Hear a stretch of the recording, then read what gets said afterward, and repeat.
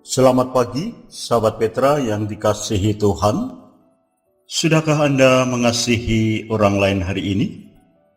Pada embun pagi hari ini, Senin 17 Februari tahun 2025, kita akan kembali mendengarkan dan merenungkan firman Tuhan bersama saya, Pendeta Martono Pencahadi, dari GKJ Dayu.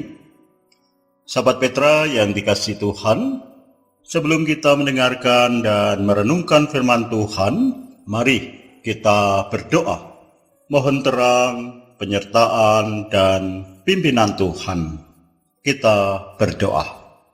Tuhan Allah Bapa di sorga, kami bersyukur atas pagi yang indah ini. Kau perkenankan kembali kami menikmati hari yang baru. Di pagi hari ini kami akan mendengarkan, merenungkan firman-Mu Tuhan.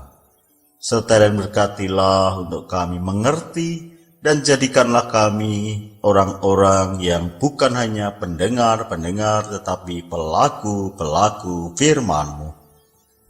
Di dalam Tuhan kami, Yesus Kristus. Amin. Sahabat Petra yang dikasihi Tuhan, tema renungan kita saat ini adalah sadar diri. Sadar diri. Berdasarkan surat 1 Korintus pasal 15 ayat 20 sampai 34. Surat 1 Korintus pasal 15 ayat 20 sampai 34. Demikian, tetapi yang benar ialah bahwa Kristus telah dibangkitkan dari antara orang mati sebagai yang sulung dari orang-orang yang telah meninggal. Sebab sama seperti maut datang karena satu orang manusia, demikian juga kebangkitan orang mati datang karena satu orang manusia.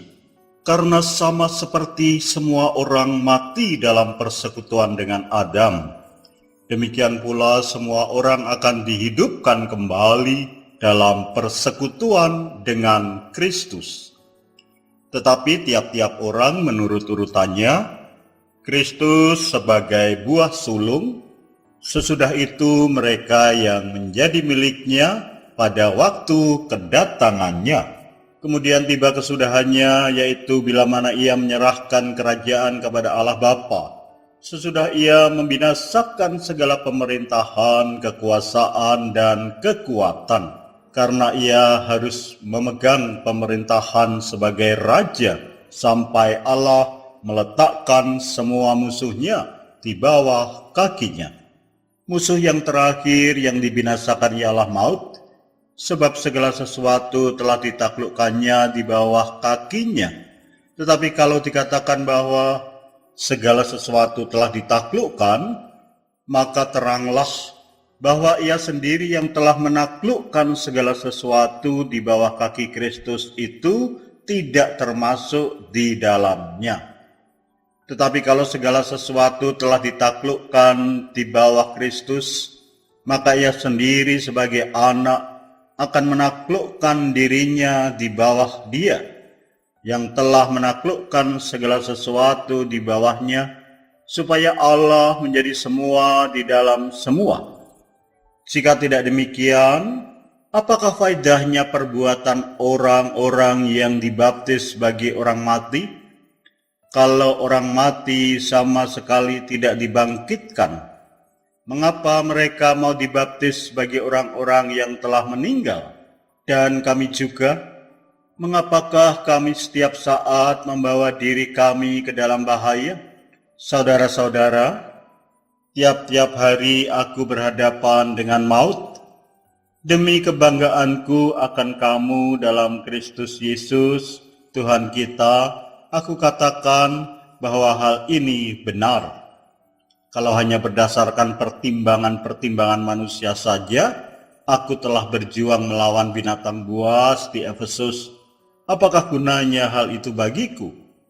Jika orang mati tidak dibangkitkan, maka marilah kita makan dan minum, sebab besok kita mati.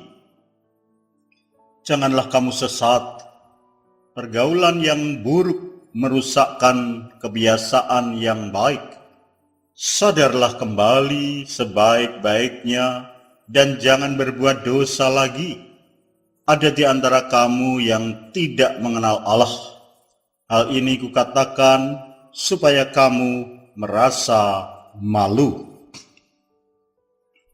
Sahabat Petra yang dikasihi Tuhan, kehidupan seseorang bersama dengan orang lain di dunia ini tentu berkenaan dengan hal-hal yang menyangkut dirinya dan sesama. Oleh karena itu, sahabat Petra yang dikasihi Tuhan, mengenali diri sendiri dan sesama merupakan hal yang sangat penting dalam kehidupan sesama. Mengenali di sini tentu bukan hanya kenal namanya begitu ya, atau mengetahui dengan sekilas pandang, tetapi berkenaan dengan lingkup lahir dan batin. Dan sebelum kita mengenali sesama, yang terbaik adalah mengenal diri sendiri. Salah satu hal penting untuk mengenal diri sendiri adalah kesadaran diri atau sadar diri. Yang dimaksud sadar diri adalah kemampuan seseorang dalam mengenali dan memahami diri sendiri begitu ya, secara menyeluruh. Mulai dari memahami sifat atau watak, perasaan, emosi, cara pandang, pikiran, dan cara beradaptasi atau bagaimana menyesuaikan diri dengan lingkungannya. Dengan sadar diri, seseorang akan dapat mengetahui dan mengelola perasaannya, juga mengelola perilaku apa yang akan dilakukan serta dampaknya pada orang lain. Dengan demikian, ia dapat mengambil keputusan yang terbaik berkenaan dengan dirinya dan orang lain. Sahabat Petra yang dikasihi Tuhan, firman Tuhan melalui Rasul Paulus menasihatkan jemaat di Korintus, dan tentunya nasihat itu juga untuk kita saat ini. Sebagaimana bacaan kita dalam ayat 34 demikian. Sadarlah kembali sebaik-baiknya dan jangan berbuat dosa lagi. Ada di antara kamu yang tidak mengenal Allah. Hal ini kukatakan supaya kamu merasa malu. Ayat itu bisa kita pahami dengan kalimat demikian. Sadarlah sekarang dan jangan lagi berbuat dosa. Sepantasnya kalian harus malu bahwa di antaramu ada yang belum mengenal Allah. Sahabat Petra yang dikasihi Tuhan, sadarlah bahwa apa yang engkau lakukan sekarang ini adalah berbuat dosa. Itu adalah pokok nasihat yang disampaikan oleh Rasul Paulus. Sebetulnya dosa apa yang dimaksud? Secara spiritual atau dalam hal kerohanian, jemaat Korintus saling merasa lebih rohani dari yang lain. Lebih benar, lebih baik, lebih saleh, dan merendahkan yang lain. Kemudian secara sosial, mereka sering mengalami pertikaian dan perpecahan, dan muncul berbagai golongan yang juga saling menuntut satu sama lain di pengadilan umum. Kemudian perilaku mereka juga tidak terpuji. Percabulan dan homoseksualitas merajalela, kumpul kebo begitu ya. Kalau kita istilahkan sekarang, kebo kok ditiru ya. Harusnya sesuai dengan apa yang harus diberlakukan sebagai manusia milik Tuhan. Sahabat Petra yang dikasihi Tuhan, Tuhan memakai Rasul Paulus untuk mengingatkan warga jemaat Korintus untuk tidak berbuat dosa lagi. Peringatan ini masih terkait dengan berita kebangkitan Tuhan Yesus Kristus. Sebagaimana bacaan kita tadi, ayat 20 sampai dengan ayat ke-32. Kali ini tegurannya berhubungan langsung dengan kebiasaan warga jemaat Korintus. Mereka kurang memperhatikan ajaran tentang keimanan. Bahkan banyak dari mereka kemudian tidak lagi percaya bahwa ada kebangkitan setelah kematian. Itu semua akibat dari pergaulan mereka di lingkungan umum kota Korintus. Ya, kebiasaan yang terbangun melalui pergaulan. Itu sebagaimana ayat 33 bacaan kita demikian. Janganlah kamu sesat, pergaulan yang buruk merusakkan kebiasaan yang baik. Itu adalah nasihat bagi warga jemaat Korintus agar mereka cakap dalam bergaul. Tentu saja Rasul Paulus tidak melarang warga jemaat untuk bergaul dengan orang-orang di sekitarnya. Penekanannya adalah kewaspadaan dalam bergaul. Nah, begitu. Sebagai milik Kristus, perilaku jemaat harus mencerminkan kuasa kebangkitan Kristus. Prinsip ini juga berlaku dalam pergaulan. Warga jemaat Korintus dan juga kita saat ini harus menjadi teladan dalam pergaulan dengan masyarakat. Sebagai orang Kristen, kita wajib menjadi teladan bagi masyarakat sekitar. Ini bukan berarti kita harus menjadi aneh di mata mereka atau bagi orang lain. Hidup kita tidak harus menjadi ekstrim, sehingga justru bisa membuat orang lain merasa risih bergaul dengan kita. Prinsipnya adalah, sekalipun kita hidup di dalam dunia, kita tidak boleh sama seperti dunia. Kita harus membawa sebuah kualitas hidup yang baik. Kita perlu bersungguh-sungguh dalam menjaga seluruh perilaku hidup di hadapan sesama. Dan itu kita mulai dengan sadar diri. Sahabat Petra yang dikasihi Tuhan, mari kita selalu membuka hati untuk mawas diri. Itu yang harus kita lakukan supaya kita bisa sadar diri.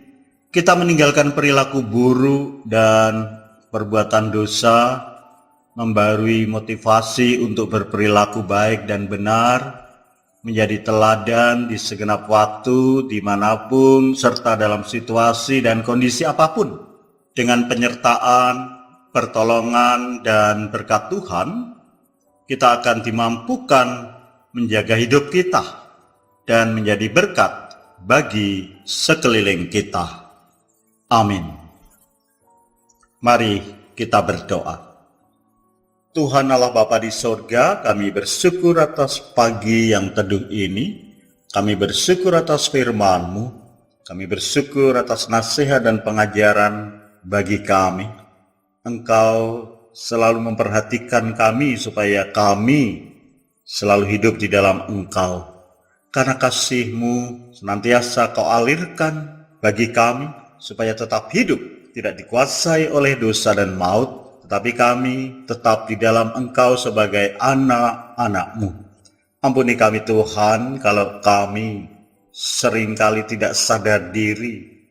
Kami seperti orang-orang Korintus pada saat itu merasa lebih baik dari orang lain dan bahkan sering merendahkan orang lain.